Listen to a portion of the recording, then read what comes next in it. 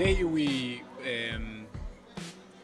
have just concluded an annual general meeting of the Facilities Fund for the Department of Correctional Services. It is a fund that was established in the late 50s to look after the interests of members. It's a fund that each and every member who voluntarily joins pays an amount on a monthly basis out of their salaries. Currently, members are paying 17 rands 80 cents per month.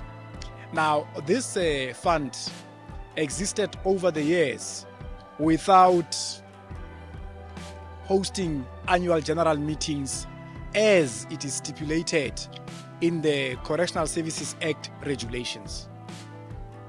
The regulations stipulate the members of the board, how the board is supposed to be constituted. The National Commissioner, by virtue of being a National Commissioner, the Chief Deputy Commissioner Human Resources, and other 3 members that are appointed by the National Commissioner constitute part of the board.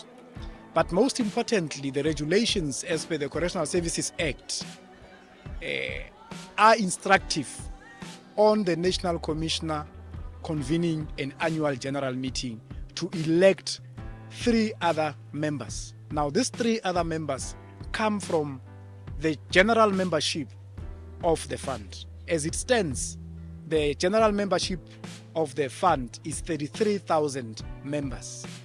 Now, for all these years, as part of the history of this fund, there has never been an annual general meeting convened.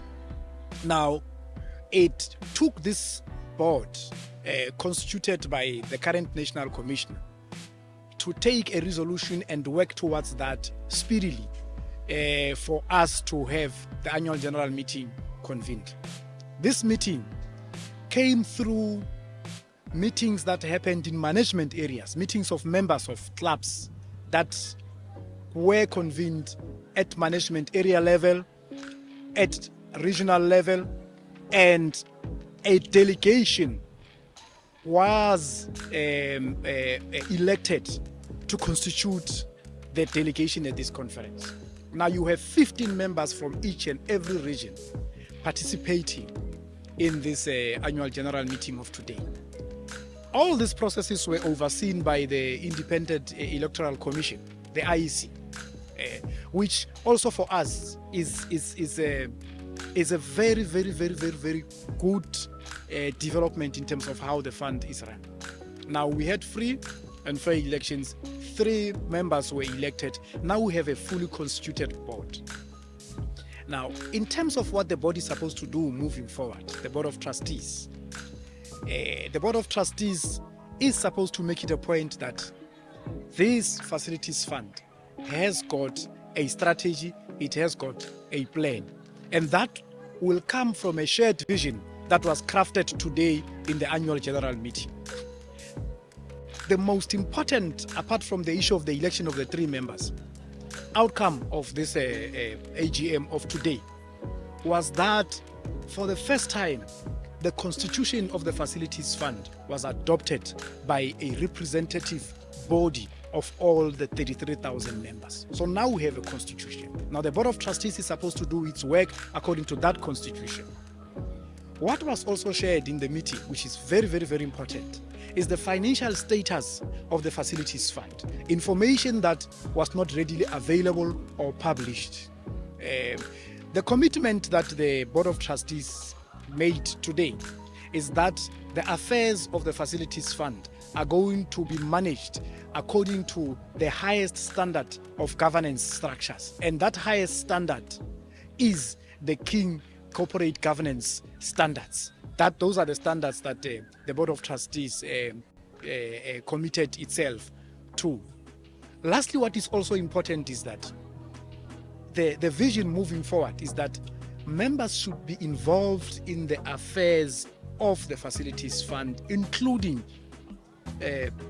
availing their skills, availing their experiences in how we can develop and grow the fund. So the work is not left only in the hands of the Board of Trustees. We are not going to see members only meeting after 3 years, as the regulations are saying in an AGM. We're going to see members actively involved in the work of the Facilities Fund. And that will obviously be coming out of the strategic plan that the Facilities Fund will develop and adopt.